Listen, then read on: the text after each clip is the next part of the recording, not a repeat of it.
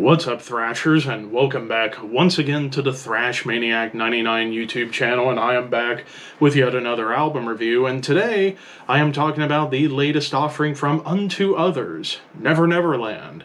This comes out on September 20th on Century Media Records, and this is the band's technically their second studio full-length, but if you want to count their early days as Idle Hands, this is technically their third studio album overall. But yeah, this was a band that I heard a lot of hype about a few years ago when their last album, Strength, came out, which I haven't checked out.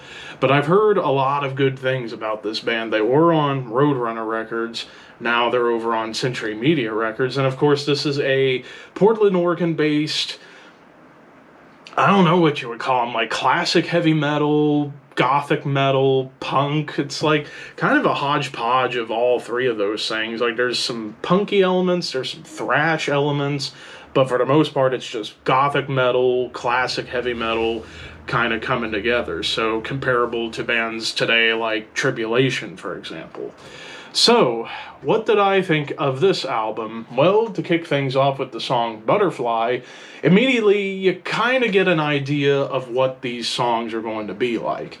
Dreary melodies, but with like up-tempo riffs and rhythms that do kind of remind me of the band The Cure, which I would say The Cure is a big comparison with this band, but it's almost like Unto Others is kind of taking what The Cure did in the 80s, but making it metal.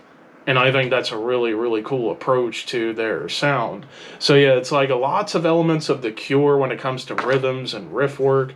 The vocals, I gotta admit, I really liked the vocals on this album. To me, they kind of sounded like if you took Robert Smith, Peter Steele, and Jonas Rinsk and mashed them together, you get the vocals on this album. And I also really love how with this opening track kind of sets the stage for the rest of the album when it comes down to memorable hooks and choruses and riff writing. But also, I gotta admit, the drum work really across the board on the entire album I found very, very tasty. Like, he's not just doing, you know, some D beats or like some groove pockets. Like, he's throwing in some cool fills that kind of add a little bit of spice to the recipe that is the songs.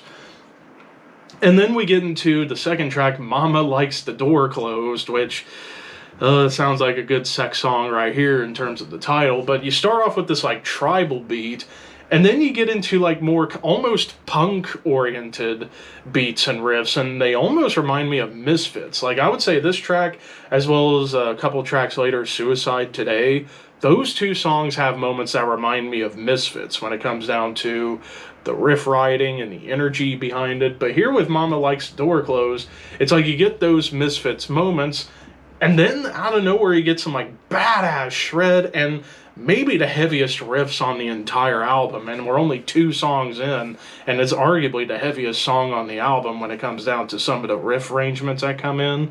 It's like, damn, they're getting chunky. This is chunky. Look how chunky it is. But also what I really liked is that later on you get like twin lead attacks, which twin leads kind of pop up here and there on the album as a whole. Then again, the lead work in general is very tasteful. Like, there's plenty of shred, there's like classic heavy metal twin harmonies, there's atmospheric leads that show up, but here with Mama Likes the Door Closed, after the twin lead you get a funky bass line. And that's another thing, when it comes down to the production's awesome, and the mix is super well balanced. Like, you can hear the bass all throughout, but you also get like great bass moments, like this isolated bass line feels a little funky. Then it gets into blast beats and thrash metal, which is very strange, but yet it works. Angel of the Night, you get a bass line that descends into darkness, but then the riffs and the hooks that show up on this track almost reminded me of latter era Amorphous to some degree, and it's very atmospheric with the solo work and clean guitar progressions to kind of add that like more gothic feel to it. Now, Suicide Today, I brought up that, you know, it gets punky like Misfits, but there's plenty of classic heavy metal riffs, almost like you mix Misfits with Judas Priest a little bit. Sunshine, which this is maybe the most uplifting song of the album. It's more on the mid-tempo side. It's quite groovy. And it does remind me of The Cure, especially on the verses with how clean it gets, but you get like a heavier chorus. And then you get into the song Fame. I'm going to skip the interludes, but the song Fame feels very much like gothic Judas Priest. Like the riff and the rhythm section feels like 80s Priest, but with like a gothic overtone on top. And even the twin lead that shows up feels like it was lifted straight out of the 80s. When the Kids Get Caught, which is an interesting title, it's got a fast bass build-up, and then some of the lowest vocals on the entire album, and relatively up-tempo rhythms. Then, out of nowhere, you get into the song Flatline, which was the shortest track, that not counting the interludes, but in terms of like full songs, the shortest track had a hair over a minute and a half. And it's a thrash metal song. Like, it's thrashy, it's aggressive, tremolo riffs, and even like blast beats, and really nasty vocals. Time goes on. The drums build up almost like an 80s new wave song, almost like Billy Idol's White Wedding. Kind of reminded me of that, but like in a more gothic style. Cold World, which was the longest track of the album at a little over 4.5 minutes, you get like clean guitar lines that again feel like Amorphous, and it's again more on the mid-tempo spectrum, and it's mostly clean. Like, there's no distorted riffs, it's mostly clean guitars, but you get some great leads again. I Am the Light, more like triplet patterns, and also a good chunk of this song would make me think if modern Opeth was done in the 80s. Like, it kind of has that like swing to it. There's nice tension that builds into the final verse of the song. Raigeki, or I think that's how you say it. This one definitely gets back to the Misfits influence, but tons of Iron Maiden. Like, the riffs and the rhythms, very up-tempo into that Iron Maiden vibe, but with that Misfits layer on top. And even the harmonies feel like directly out of Iron Maiden's playbook. The song Hoops, which was an instrumental, wonderful clean guitars. It's more mid-tempo with, oh man, I got a fever, and the only prescription is a little cowbell. Yes, we get cowbell on this track, which I will never complain about. A more sullen bridge to this track before it shreds and harmonizes. And then you get to the title track at the end, which is maybe the most somber track of the album. Like, it's somber pretty much all throughout. Even though it's more up-tempo, it's more of a sullen up-tempo track.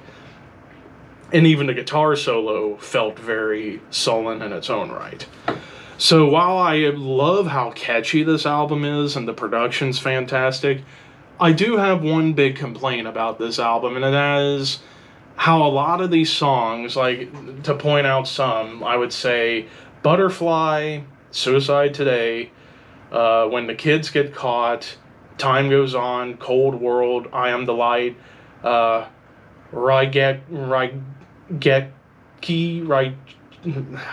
struggle with that one, Hoops, and Neverland. Like, pretty much 70% of the album starts off with a clean intro. So it does get to be very formulaic really, really quickly. When it comes down to songwriting structure, it is very repetitive and rather formulaic. But it is a good formula because you can start off building up a mood before you get into the big crescendo of the opening riff and into the verses and a catchy chorus. But maybe they repeat that a little bit too often, perhaps. But it does work.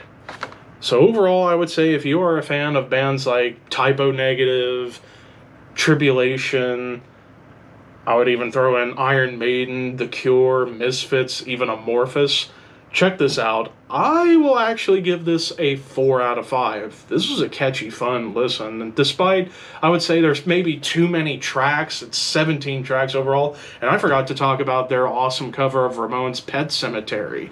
Great cover to close the album. But yeah, this is still great. 4 out of 5. But of course, those are just my opinions. What did you guys think? Let me know in the comments below. Don't forget to like, comment, share, subscribe, all that fun stuff. Thank you for watching.